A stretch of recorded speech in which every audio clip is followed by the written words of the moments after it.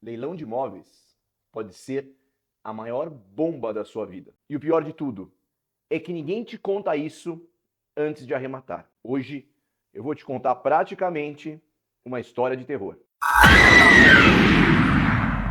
Um cliente me liga dizendo que tinha feito um excelente negócio na arrematação de um leilão. Tinha comprado um imóvel, o imóvel era excelente, o desconto era muito bom, tinha tudo para dar certo, a projeção de lucro era perfeita. E aí pediu para eu dar uma olhadinha antes em todo o material, em toda a documentação, porque o imóvel estava ocupado. Até aí, tudo bem, sem nenhum tipo de problema. Mas quando eu olhei a documentação, eu descobri uma coisa que poucas pessoas dão a devida atenção. O imóvel, o leilão, estava suspenso. É isso mesmo que você escutou. O devedor tinha ingressado com uma ação para sustar o leilão e na auditoria preliminar ele não tinha identificado essa situação. Nesse vídeo de hoje você vai entender a importância da auditoria jurídica. Quais são os documentos, quais são os cuidados que você precisa ter nessa fase antes de participar do leilão e até mesmo no dia do leilão.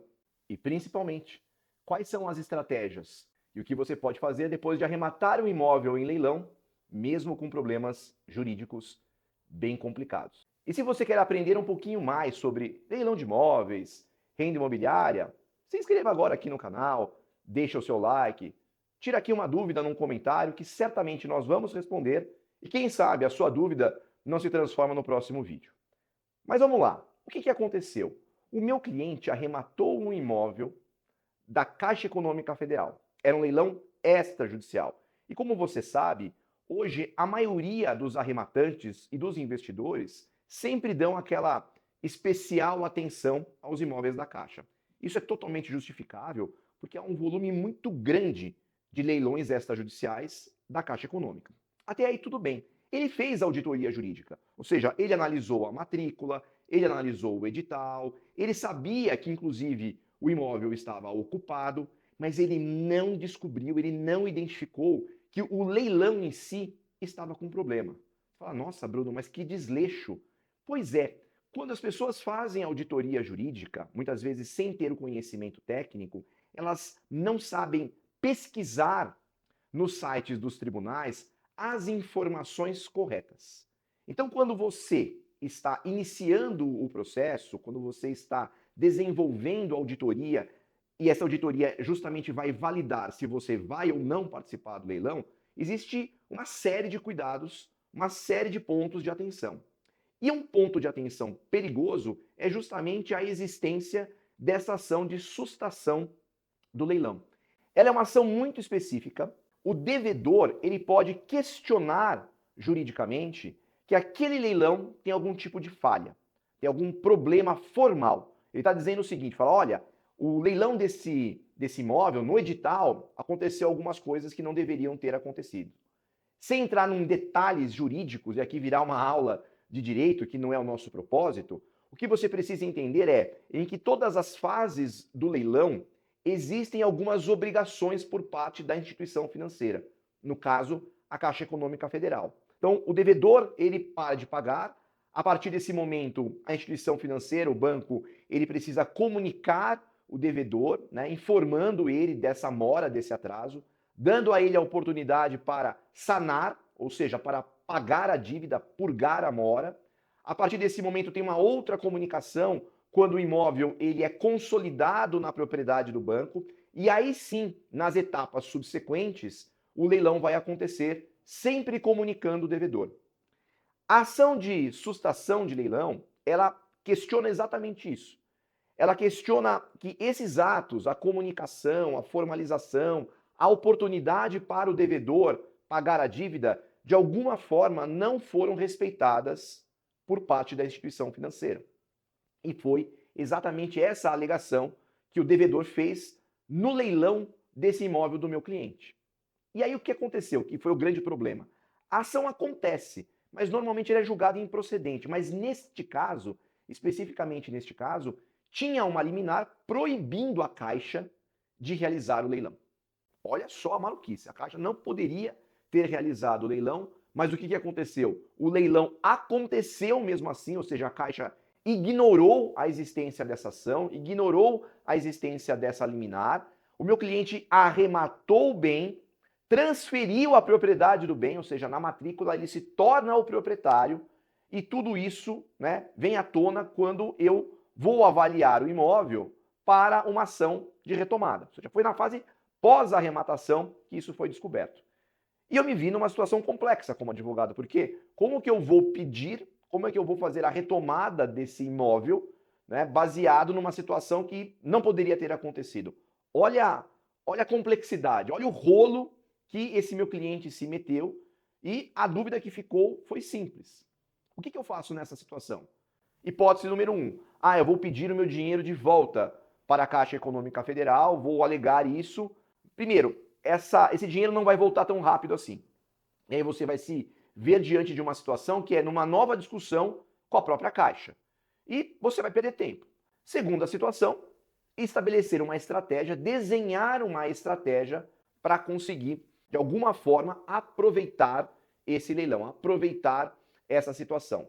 E qual era a estratégia nessa hipótese? Para resolver esse problema, só existia um jeito, que o devedor que entrou com a ação, ele desistisse.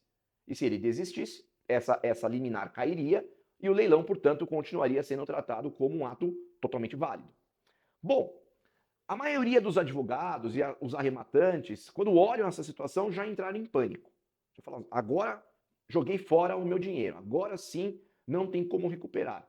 Mas eu costumo dizer sempre a todos os meus clientes e mentorados que existe algo que hoje em dia as pessoas não dão devido valor, que é a negociação, a capacidade de negociar.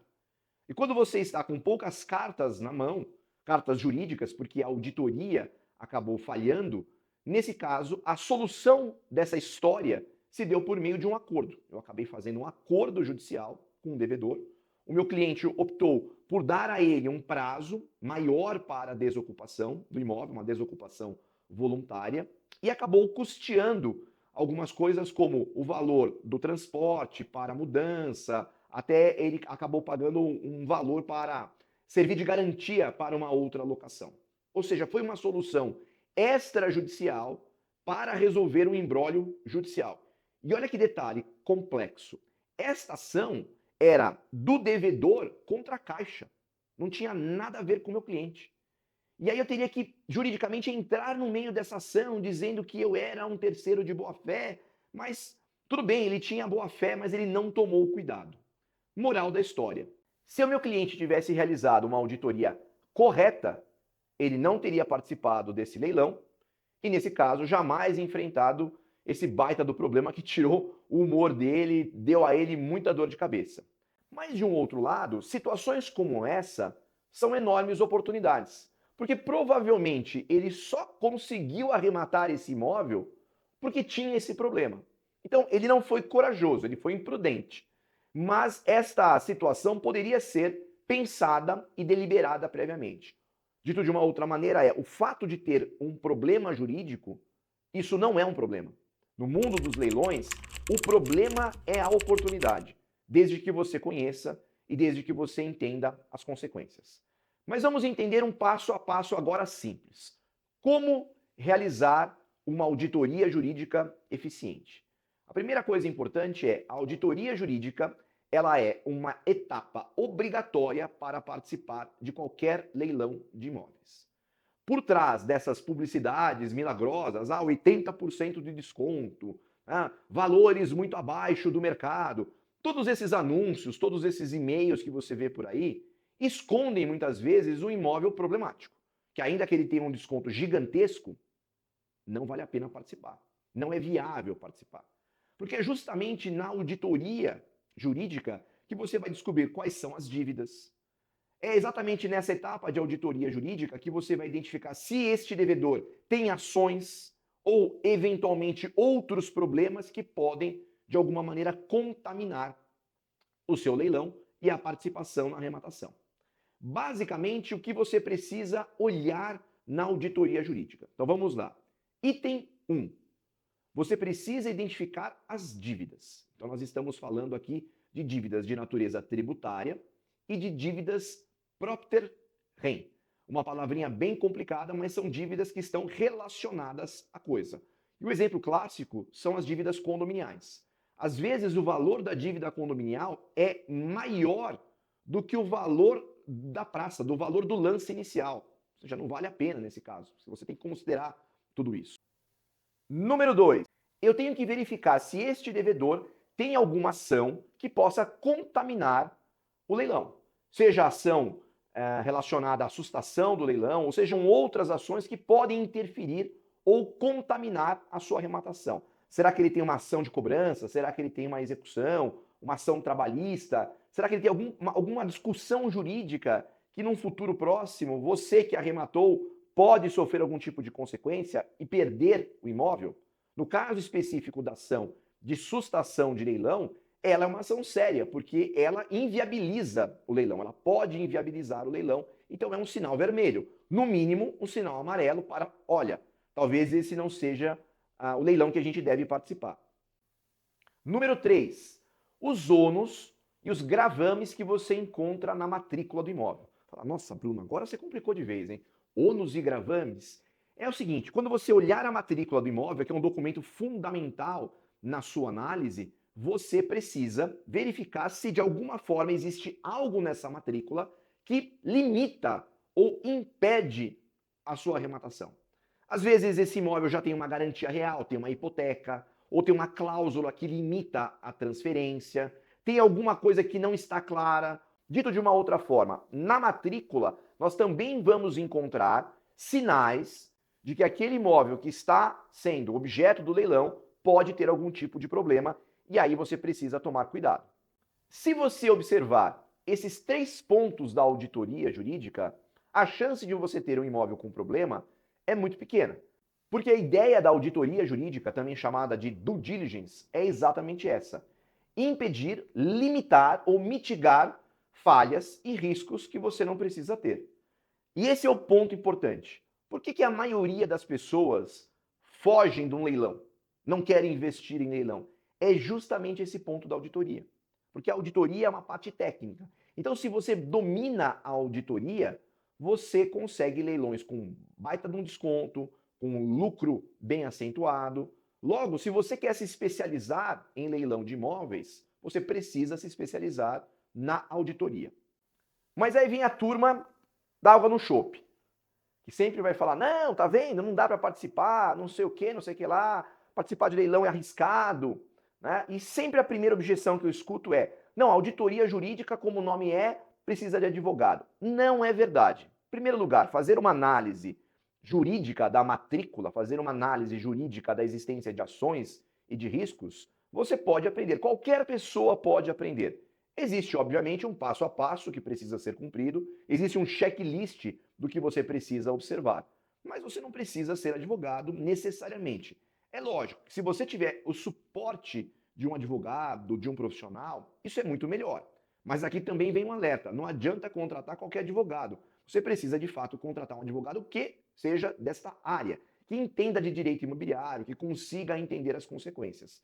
A advocacia, assim como a medicina e qualquer outra profissão, você tem ramos de especialidade. E o direito imobiliário é um ramo bem específico.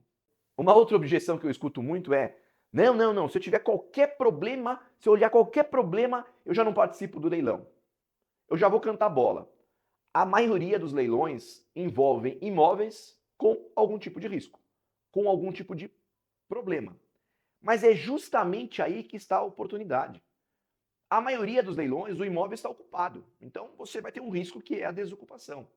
A maioria dos leilões está relacionada a uma dívida. Então, você precisa entender essa dívida. Né? Para não dizer 100% dos imóveis estão relacionados a essa ideia.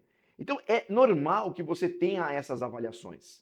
E é exatamente isso a barreira de oportunidade. Porque muitos vão fugir e vão ter alguns corajosos que vão enfrentar essa situação, vão aprender a avaliar essa situação e, consequentemente, terão um ganho enorme como consequência. Então, quando nós estamos falando de imóveis que estão ocupados, de imóveis que eventualmente exista uma ação do devedor para questionar o leilão ou eventualmente para questionar a origem da dívida e você deseja participar desse leilão e acaba arrematando o imóvel, uma dica fundamental é fale com o devedor.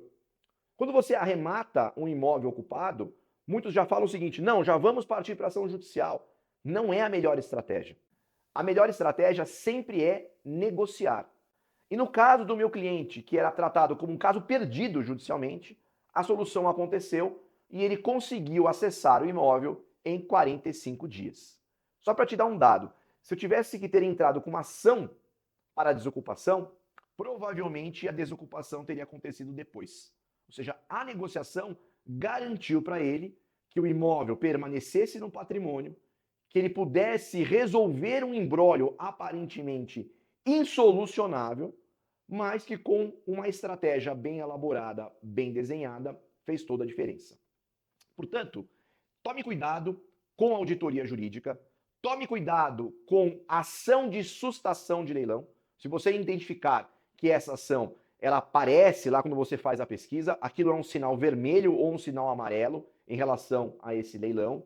E principalmente lembre-se do seguinte: quando nós estamos falando de um leilão da Caixa Econômica Federal, que é talvez o que você está pesquisando agora, quando você for olhar essas ações, não olhe nos tribunais de justiça, olhe nos TRFs, os Tribunais Regionais Federais, porque são nesses tribunais que esta ação de sustação vai acontecer, vai correr.